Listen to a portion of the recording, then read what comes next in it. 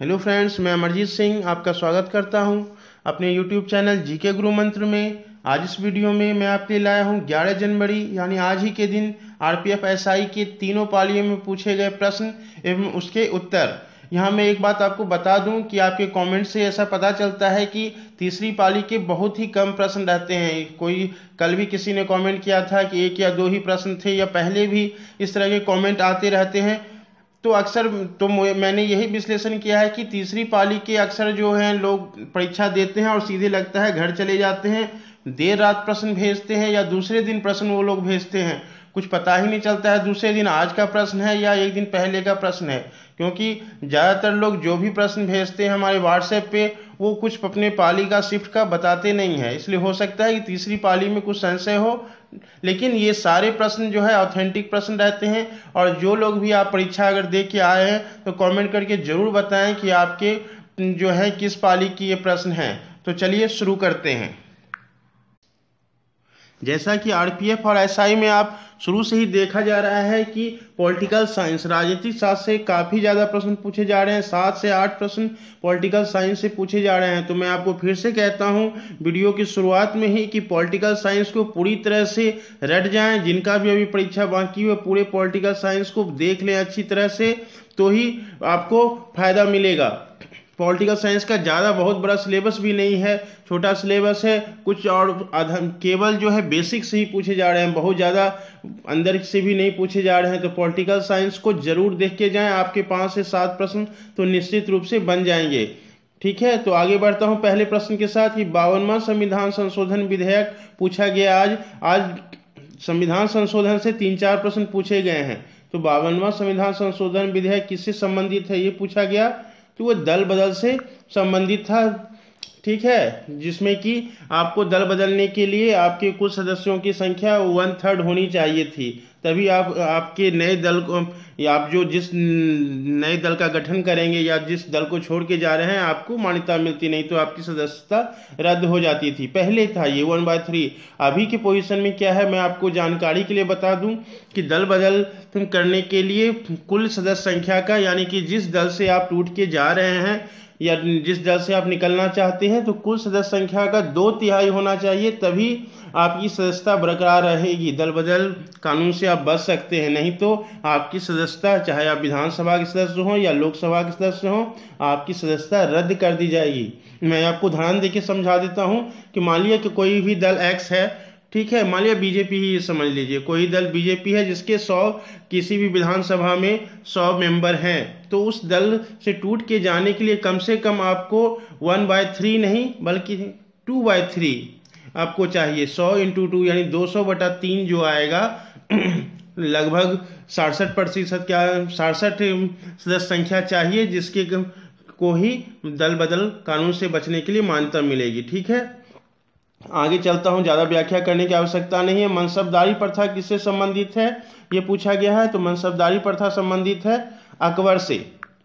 अंतर्राष्ट्रीय नदी कौन नहीं है, ठीक है, इसमें से कौन सी नदी अंतर्राष्ट्रीय नहीं है। अंतर्राष्ट्रीय मतलब एक देश से दूसरे देश की सीमा को तो नहीं छू रहा है, वो ऐसी नदी के बारे में बात है। तो सिंधु के बारे में पता ही है आपको, पाकिस्तान में भी जाती है।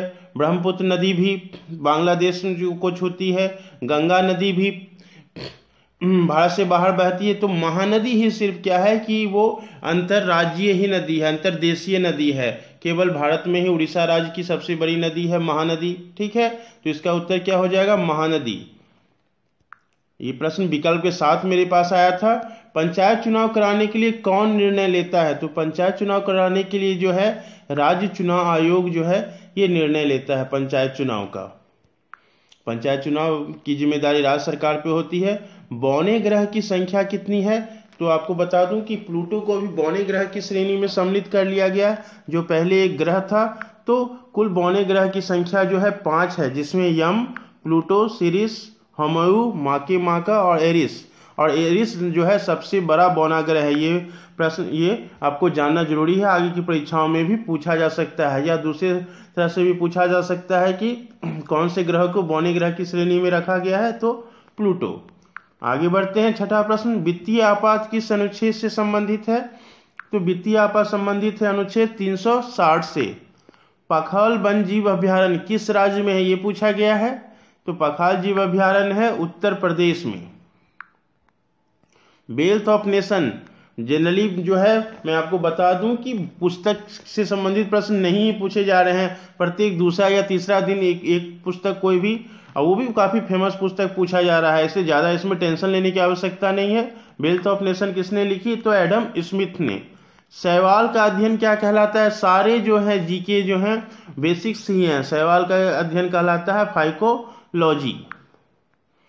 धन विधेयक को राज्यसभा कितने दिनों तक रोक सकती है, तो आपको मालूम ही होगा कि धन विधेयक के संबंध में राज्यसभा को केवल अपनी सिफारिश करने का अधिकार है, कोई निर्णय लेने का अधिकार नहीं है, और उसे केवल 14 दिन तक ही रोक सकती है। इससे ज़्यादा अगर धन विधेयक राज्यसभा में रहा तो वो उसे पास ही माना जाएगा। ठीक है, आगे बढ़ते हैं।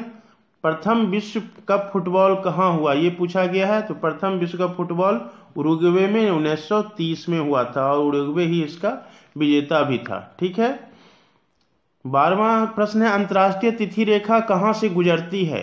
तो अंतर्राष्ट्रीय तिथि रेखा जो है ये प्रशांत महासागर से होकर गुजरती है, और 180 डिग्री देशांतर को ही अंतर्राष्ट्रीय तिथि रेखा भी कहते हैं, ये भी जानना जरूरी है।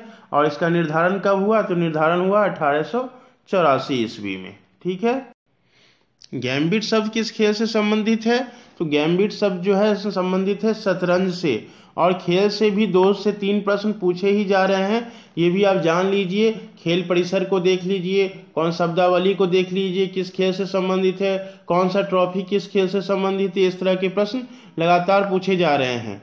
14वां प्रश्न है अकबर का मकबरा जो कि सिकंदरा में है किसने बनवाया था, तो अकबर का मकबरा बनाया था जहांगीर ने। अगर आपने अकबर मार दिया तो उत्तर गलत हो जाएगा। एन्नौर बंदरगाह किस राज्य में है, तो एन्नौर बंदरगाह जो है ये चेन्नई में है। लोकसभा तथा राज्यसभा के सदस्यों की संख्या पूछी गई है। तो लोकसभा की सदस्य संख्या क्या है, अभी वर्तमान में 545 है। ऐसे अगर 552 भी आपका रहा हो, ये दोनों अलग अलग प्रश्न थे, मैंने एक में ही बता दिया है। तो लोकसभा की अधिकतम सदस्य संख्या जो है 552 है, राज्यसभा की सदस्य की संख्या अभी 245 है। ठीक है, आगे बढ़ते हैं। ये प्रश्न मैंने इसलिए फिर से डाला, ये प्रश्न एवरीडे, ये फेवरेट प्रश्न हो गया है आरपीएफ का, चाहे एसआई हो चाहे कांस्टेबल हो, ये प्रश्न डेली हर एक शिफ्ट में पूछे ही जा रहे हैं। 2 वर्षों को का साधारण ब्याज और चक्रवृद्धि ब्याज का अंतर दिया हुआ है, कभी अंतर दिया हुआ रहता है तो मूलधन पूछा जाता है, कभी मूलधन दिया हुआ रहता है तो अंतर पूछा जाता है, कभी मूलधन और अंतर दोनों दिया हुआ रहता है तो परसेंटेज पूछा जाता है। तो आपको सिर्फ एक फॉर्मूला याद कर लेना है, मैं आपको यहाँ बता दूं 2 वर्षों, ये फॉर्मूला केवल लगेगा 2 वर्षों के ही साधारण ब्याज और चक्रवृद्धि ब्याज के अंतर का जब प्रश्न हो तब, और हालांकि 2 वर्ष ही पूछा जा रहा है। ठीक है, तो ये क्या है, अंतर इक्वल टू होगा मूलधन इंटू दर बटा 100 का स्क्वायर, मूलधन इंटू दर बटा 100 का स्क्वायर। 5,000 रुपये का 5% की दर से 2 वर्ष का चक्रवृद्धि ब्याज और साधारण ब्याज का अंतर क्या होगा, तो अंतर बराबर क्या होता है, मूलधन आपका 5,000 है इंटू दर बटा 100, ध्यान दीजिए दर बटा 100 का स्क्वायर है, होल स्क्वायर है। ठीक है, हाँ यहाँ देखिए मूलधन 5,000 है, यहाँ 5,000 लिख दिया गया है। दर क्या है 5%, तो 5 इंटू 5 100 का जब हम स्क्वायर करेंगे तो ये 10,000 हो जाएगा। तो इधर 3 शून्य ऊपर में है, ये देखिए बाय में है, 3 शून्य ऊपर, नीचे इसका 3 शून्य काटेंगे, 5 इंटू 5 इंटू 5 125 हो जाएगा। 125 बटा कितना बचा 10, भाग देंगे 12.50 इसका उत्तर आ जाएगा। यहाँ मैंने आपको शुरुआत में ही बोला ये केवल फॉर्मूला 2 वर्ष के ब्याज के लिए लगेगा। अगर 3 वर्ष रहा यही सेम प्रश्न हो कि 5,000 रुपये का 5% की दर से, ठीक है 5,000 रुपये का 5% की दर से 3 वर्ष का, यहाँ 2 वर्ष के स्थान में 3 वर्ष का चक्रवृद्धि ब्याज और साधारण ब्याज का अंतर अगर पूछ ले आपको, तो उसके लिए भी ये फॉर्मूला आप याद रख लीजिए।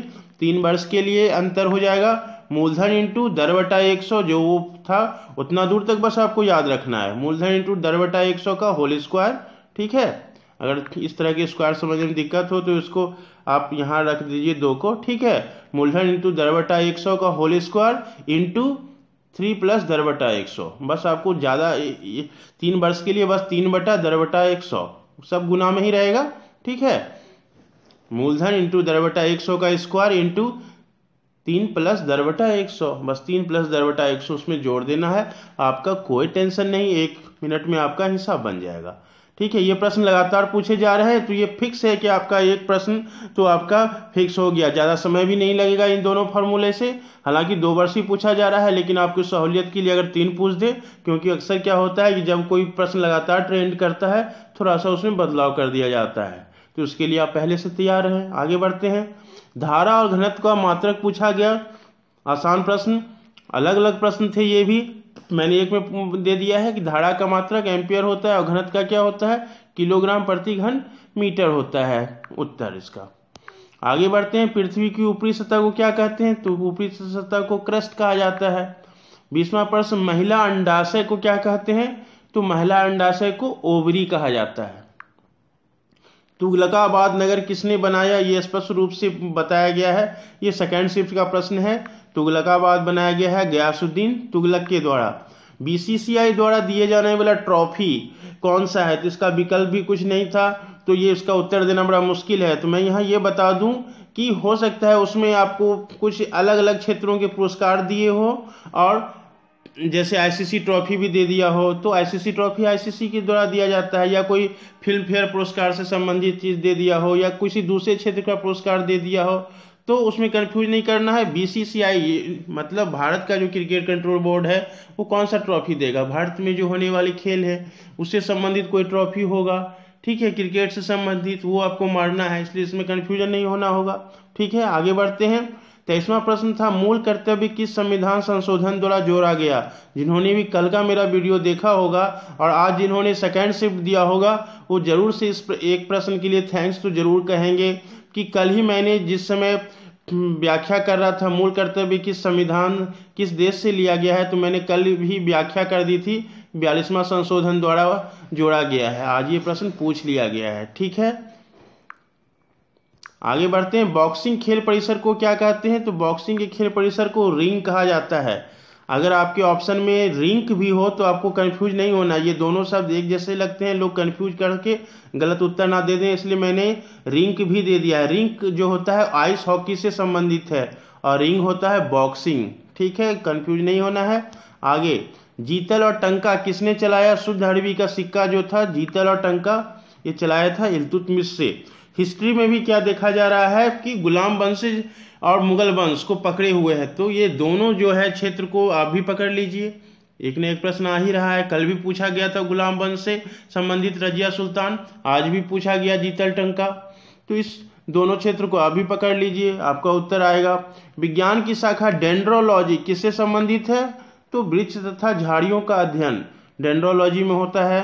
ऑयल ऑफ विट्रियोल किसे कहा जाता है, सारा बेसिक प्रश्न है। सल्फ्यूरिक अम्ल को कहा जाता है। श्रीलंका की राजधानी, ये प्रश्न एएलपी का काफी फेवरेट प्रश्न था। श्रीलंका की राजधानी क्या है, तो श्रीलंका की राजधानी है कोलंबो नहीं है, श्री जयवर्धनापुरा कोट्टी, ये श्रीलंका की राजधानी है। ठीक है, तो इतना ही प्रश्न आज मुझे उपलब्ध हो सके। ठीक है, तो जिनका भी आगे एग्जाम है जरूर उसके लिए ये हेल्पफुल रहेगा ये वीडियो। तो अगर आपको अच्छा लगे तो जरूर लाइक करें, कमेंट करें और शेयर करना ना भूलें। धन्यवाद।